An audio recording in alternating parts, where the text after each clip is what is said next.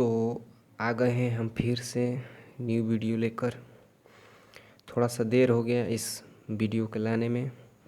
अब मैं कोशिश करूँगा कि पर डे वीडियो एक अपलोड करूँ, ठीक है ना। अब हमारे साथ बने रहिए। अब मैं प्रतिदिन एक वीडियो लाऊंगा और मैं ये बताऊं, जो पढ़ाऊंगा उसका पीडीएफ नोट्स आपको डिस्क्रिप्शन में मिल जाएगा, डाउनलोड कर सकते हैं, या फिर वीडियो में देख देख कर भी लिख सकते हैं। इसको लिखना पड़ेगा, ठीक है। चलिए, आज का टॉपिक है हमारा मुख्य फोकस। स्टार्ट करते हैं।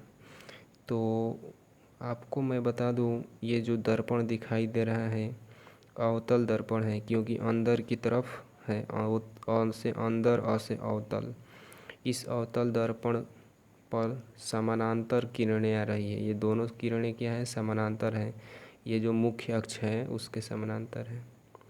ये दोनों ही किरणें समानांतर है, ठीक है ना। ये और ये यहाँ से परावर्तन हो रहा है इनका। परावर्तन होने के बाद ये इस तरह से जा रही है। क्या हो रहा है भाई साहब? यहाँ पर मिल रही है एफ पर। जो एफ बिंदु है, इस बिंदु पर दोनों मिलती है। तो समानांतर आने के बाद परावर्तन हुआ इनका, परावर्तन के बाद मिल रही है। तो एक बिंदु पर मिलती है, ठीक है ना। यह बिंदु जो एफ है इसी पर मिलती है। अच्छा, इसमें समझते हैं अगला दर्पण में। ये भी दर्पण है, बट ये उत्तल दर्पण है क्योंकि उठा है। इसमें भी किरणें समानांतर आ रही है, परावर्तन होने के बाद लौट भी रही हैं। बट इसमें क्या होता है कि किरणें दूर दूर लौट जाती है ना। इस तरह से उधर चली गई, इधर चल गई, ठीक है ना। क्योंकि ये थोड़ा सा ये इस तरह से नुकीला भाग है ना, तो ये परावर्तन इधर करता है और ये इधर करता है, ठीक है। जैसे तो ये परावर्तन ऊपर की तरफ, ये नीचे की तरफ, इस तरह से होता है, ठीक है ना। अब इसमें क्या होगा कि अब हम यहाँ से जब देखेंगे और यहाँ से देखेंगे तो ये किरणें एक्चुअली में यहाँ से आ रही है, ठीक है ना। यहाँ से सही में तो यहाँ से आ रही है, बट हमको प्रतीत होता है कि यह एफ से आ रही है ना। हमको क्या प्रतीत होता है, एक बार फिर से बताऊँ। ये मैं आँख लगा कर देखा तो ये तो आ रहा है यहाँ से, बट हमको प्रतीत होता है कि ये एफ से आ रहा है। आँख को ऐसा प्रतीत होता है, दिखाई देता है कि ये किरणें जो है पीछे एफ से आ रही है, ठीक है ना। या एफ पर मिलती हुई प्रतीत हो रही है। दोनों पीछे जाकर कहाँ मिलती हुई प्रतीत होती है? एफ पर। तो जो परावर्तन के बाद किरणें हैं दोनों कहाँ मिलती हुई प्रतीत होती है? एफ पर मिलती हुई प्रतीत होती है। एफ कहाँ है? यहाँ है। तो यहाँ पर कहेंगे कि परावर्तन के बाद किरणें मिलती हुई प्रतीत होती है एफ पर, और यही एफ मुख्य फोकस कहलाता है। और यहाँ का भी एफ मुख्य फोकस, यहाँ का भी एफ मुख्य फोकस कहलाता है। तो मुख्य फोकस का डिफिनीशन आप दो तरह से दे पाएंगे। पहली बात कि जहाँ पर किरणें मिलती है, जब दर्पण ऐसा रहेगा तो मिलती है बोलोगे, और जब दर्पण इस तरह का रहेगा तो कहोगे मिलती हुई प्रतीत होती है। यहाँ पर सही में थोड़े ना मिल रही है ना, यहाँ पर मिलती हुई प्रतीत हो रही है। तो चलिए, दोनों बातों को लिख दिया जाएगा डिफिनीशन में। तो डिफिनीशन ये है, क्या डिफिनीशन मैंने लिखा है? मुख्य अक्ष के समानांतर आने वाली किरणें परावर्तन के बाद जिस बिंदु पर मिलती है या मिलती हुई प्रतीत होती है, मैंने दोनों बातें लिख दिया है, वह मुख्य फोकस कहलाता है। दोनों बातें इसलिए लिखना पड़ा क्योंकि मुख्य फोकस का डिफिनीशन लिखना है तो दोनों दर्पण के लिए लिखना है, ठीक है ना। बट आपको अलग अलग भी पूछ सकता है। जैसे ये आपसे अलग अलग पूछा गया, अवतल दर्पण के मुख्य फोकस किसे कहते हैं। तो सिर्फ अवतल दर्पण वाला बात लिखना है। तो अवतल दर्पण में क्या होता है? मिलती है। यहाँ पर क्या हो रहा है? किरणें मिल रही है ना, मिलती है। तो यहाँ पर उसके डिफिनीशन में लिखूँगा मिलती है ना। बस इतना ही लिखूँगा। तो वो क्या लिखा है? अवतल दर्पण के मुख्य अक्ष के समानांतर है ना, मुख्य अक्ष के समानांतर आने वाली किरणें परावर्तन के बाद जिस बिंदु पर मिलती है, सिर्फ मिलती है, वह बिंदु मुख्य फोकस कहलाता है। ठीक है, इसी तरह से इसमें उत्तल दर्पण में लिखा है, और उत्तल दर्पण के मुख्य अक्ष के समानांतर आने वाली किरणें परावर्तन के बाद जिस बिंदु पर मिलती हुई प्रतीत होती है वह बिंदु मुख्य फोकस कहलाता है। तो इसमें मिलती हुई प्रतीत होती है, क्या है, इसमें सच में थोड़े ना मिल रहा है, ये एफ देख रहे हैं तो एफ पर मिलती हुई प्रतीत हो रही है, और ये उत्तल दर्पण है। ठीक है ना, तो उत्तल दर्पण में मुख्य फोकस किसे कहते पूछा जाए, कौन सा दर्पण, उत्तल दर्पण में, तो इसमें लिखेंगे मिलती हुई प्रतीत होती है ना, वह बिंदु मुख्य फोकस कहलाता है। दोनों का डिफिनीसन अलग अलग भी दे दिए, दोनों का डिफिनीसन एक साथ भी दे देंगे, है ना। तो मतलब एक बार अंतिम बार समझिए, जब आपसे पूछेगा मुख्य फोकस किसे कहते हैं तो आप ये डिफिनीसन लिखोगे। कोई भी दर्पण का नाम नहीं लिया गया है, जब आपसे दर्पण का नाम लेगा, कहेगा अवतल दर्पण के मुख्य फोकस किसे कहते हैं, तब ये डिफिनीसन लिखिएगा, 1 नंबर में जो लिखा है मैंने। 2 नंबर में जब उत्तल दर्पण के मुख्य फोकस पूछा जाए तब ये डिफिनीसन लिखिएगा।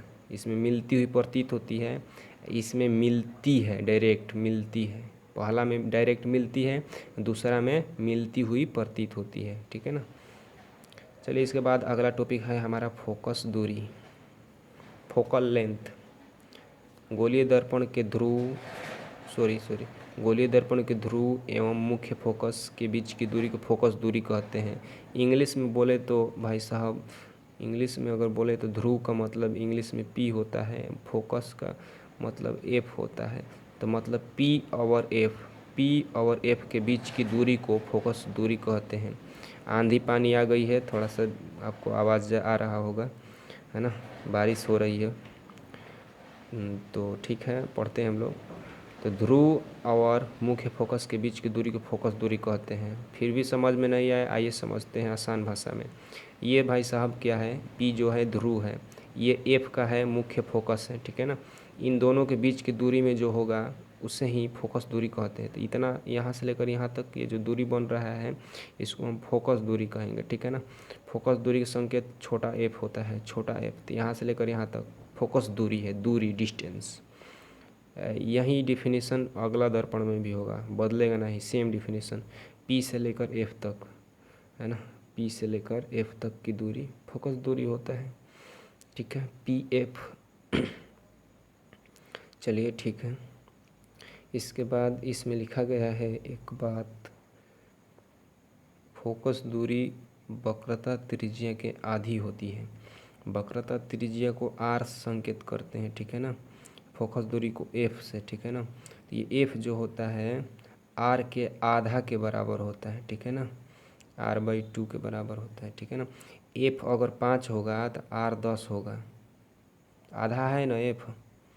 अगर मान लीजिए आर 20 है तो एफ कितना होगा, 10 होगा, आधा होगा। एफ हमेशा आधा होता है ना। इसके बाद समझते हैं, इसके बाद आगे प्रकाश के परावर्तन के नियम, बहुत ही अच्छी बात। प्रकाश के परावर्तन के नियम, लॉज ऑफ रिफ्लेक्शन, इसके 2 नियम हैं। प्रकाश के परावर्तन के 2 नियम हैं। पहला नियम पढ़ते हैं, ठीक है ना, बारी बारी से। देखो, पहला नियम में लिखा गया है कि आपतित किरण, परावर्तित किरण तथा आपतन बिंदु पर खींचा गया लंब तीनों एक ही तल में होते हैं। देखिए, पहले शुरू से स्टार्ट करते हैं। आपतित किरण, तो है आपतित किरण, देख रहे हैं, जो किरण आ रही है ये आपतित किरण है। परावर्तित किरण, ये जो जा रही है इसे परावर्तित किरण कहते हैं।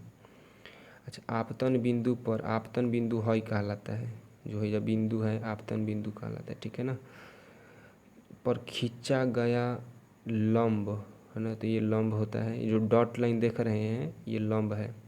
तो 1 2 3 लाइनें आपको दिखाई दे रही हैं यहाँ पर। ठीक है ना, तीनों लाइन देखो, ध्यान से देखो, ये पहला, दूसरा और तीसरा, तीनों एक ही तल में होते हैं, यही लिखा गया है, तीनों एक ही तल में होते हैं। तो सही बात है, होते हैं तीनों एक ही तल में। तीनों का नाम लिख दीजिए, तीनों एक ही तल में होते हैं। तीनों का नाम ये आपतित किरण, ये अभिलंब, ये परावर्तित किरण, तीनों एक ही तल में होते हैं। लिखने का तरीका अलग अलग हो सकता है, लेकिन ये जो लिखा है मैंने बहुत अच्छा तरीका से लिखा है, इसी तरह से आप भी लिखिए। चलिए दूसरा, पहला बस याद करना है, ये ज़्यादा प्रचलित नियम ना है। दूसरा बहुत ज़्यादा प्रचलित नियम है। दूसरा नियम को समझते हैं ध्यान से।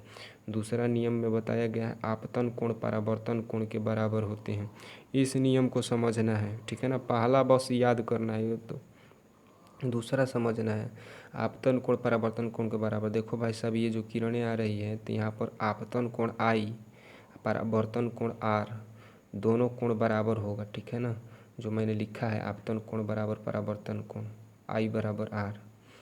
तो जहाँ पर आपतन कोण और परावर्तन कोण बने, चाहे कहीं पर भी आपतन कोण और परावर्तन कोण बनेगा तो दोनों बराबर ही बनेगा हमेशा। देखिए आपतन कोण परावर्तन कोण बराबर होगा, चाहे कहीं पर भी बनो, दर्पण गोलीय हो या समतल हो, चाहे कहीं हो, आपतन कोण परावर्तन कोण के बराबर होता है। आई बराबर आर हमेशा होता है। चलिए देखिए, तो वही बात फिर मैंने लिखा है नोट में कि परावर्तन का नियम गोलीय दर्पण में भी लागू होता है। मतलब जो नियम है गोलीय दर्पण में भी लागू होगा। जैसे आई बराबर आर यहाँ पर भी होगा, है ना। देखिए ये आ रहा है आपतन कोण, ये है परावर्तन कोण आर, तो आई बराबर आर होगा। यहाँ पर भी आई आर, माने आपतन कोण आई परावर्तन कोण आर, तो दोनों बराबर होगा, आई बराबर आर। तो गोलीय दर्पण में भी जो नियम बताया वो सही होता है, हर जगह सही होता है, ठीक है ना। आई बराबर आर हर जगह। तो चलिए ठीक है। फिर बताया गया आपतित किरण परावर्तित किरण दोनों एक ही माध्यम में होते हैं। इस बात का मतलब क्या होता है? चलिए भाई साहब, इस देखो ये दर्पण है, ये आपतित किरण है ना। यहाँ से ये परावर्तित किरण है, तो दोनों एक ही क्षेत्र में है ना। ये किरण ये नहीं ना हुआ कि एगो इधर आ गया, तो दोनों एक ही क्षेत्र में है, तो इसी को एक ही माध्यम बोला जाता है कि दोनों किरणें एक ही माध्यम में होती है। आपतित किरण भी एंड परावर्तित किरण भी, दोनों एक ही माध्यम, ये आपतित किरण ये परावर्तित किरण दोनों एक ही माध्यम में होती है, क्योंकि क्षेत्र दोनों के एक ही है। बदला थोड़े ना, ऐसा थोड़े ना हुआ कि ये इधर चला गया किरण, ठीक है ना। बदलेगा तब न क्षेत्र, तो क्षेत्र यहाँ नहीं बदल रहे हैं, इसका मतलब दोनों एक ही माध्यम बोला जाएगा। क्षेत्र का मतलब क्या, जैसे हवा एगो क्षेत्र हो गया, ये माध्यम है। पानी एगो अलग एक क्षेत्र हो गया, अलग एरिया हो गया, पानी एगो माध्यम है, ठीक है ना। कांच का अलग एगो क्षेत्र हो गया, अपना अपना सबका एरिया है। हवा का अलग, पानी का अलग एरिया है, क्षेत्र का कांच का अलग है। तो चलिए ठीक है, इसके बाद आगे समझते हैं। इसके बाद सारी बातें को नोट्स में लिख दिया है मैंने, जो जो आपको अभी तक मैंने पढ़ाया है। यहाँ पर जो चित्र में दिखाई दे रहे हैं, सबसे पहले आपको बताया मुख्य अक्ष। तो ये मुख्य अक्ष आप सभी जानते हैं, ये जो लाइन है इसी को मुख्य अक्ष बोलते हैं, ठीक है ना, लंबा वाला लाइन। और इसके बाद आपको हम बताए हैं ध्रुव, जो पी देख रहे हैं बिंदु पी, इसको ध्रुव बोलते हैं, चलिए ठीक है। इसके बाद जो एफ बिंदु देख रहे हैं इसको मुख्य फोकस बोलते हैं, चलिए ठीक है। इसके बाद जो सी देख रहे हैं, सी कहाँ है, ये सी, तो सी को वक्रता केंद्र बोलते हैं, ये भी ठीक है।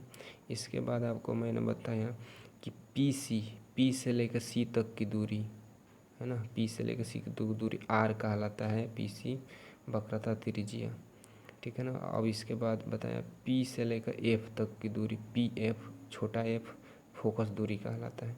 ये सारी बातें संकेत के रूप में मैंने लिखा है, इसको भी आप नोट्स बना सकते हैं, ठीक है ना। तो आज के लिए इतना ही, इसके बाद तो अब कुछ नहीं है। तो धीरे धीरे मैंने आपको बहुत कुछ बता दिया, इसको आप याद करो, है ना। देखो देखो भाई साहब, 10th क्लास का स्टडी में या चाहे कहीं पर भी किसी भी चीज़ का स्टडी करते हैं, समझने से ज़्यादा याद करना भी ज़रूरी है, ठीक है ना। आपको याद भी करना होगा। अगर आप किसी चीज़ को 50% समझते हैं तो 50% आपको याद भी करना होगा, तब 100% होगा, ठीक है ना। तो याद करना बहुत ही ज़रूरी है ना। स्टडी में याद करना ज़रूरी है। समझने से कुछ नहीं हो सकता है, या हर चीज़ें आप समझ जाओ याद मत करो तो आप लिख नहीं पाओगे, क्योंकि वहाँ पर जब आप जाओगे एग्ज़ाम देने तो आपसे ये पूछा जाएगा, थोड़े ना मुँह से थोड़े ना एग्ज़ाम लिया जाएगा कि आप कितना समझते हो, आपको कितना नॉलेज है, आप कितना तेज हो, आप कितना ज्ञान है आपके पास, ये नहीं पूछाएगा आपसे। ये सब नहीं पूछा जाएगा आपसे, सिर्फ ये देखा जाएगा कि आपने कॉपी में कितना कुछ लिखा है आपने, है ना। कॉपी में आपने का लिखा है, जितना अधिक लिखिएगा उतना ही आपको अधिक मार्क्स देगा और उतना ही आपको अच्छा मान होगा, ठीक है ना। तो ये लिख कैसे पाइएगा, तो समझने से नहीं लिख पाइएगा, जब तक याद नहीं होगा बातें कैसे लिखोगे, है ना। आप समझते रहते हो कुछ बातें या लिख नहीं पाते हो, तो उसको याद करना पड़ता है, ठीक है ना। लैंग्वेज को समझना पड़ता है। तो सारी बातें को नोट्स करो, याद करो, लिखो।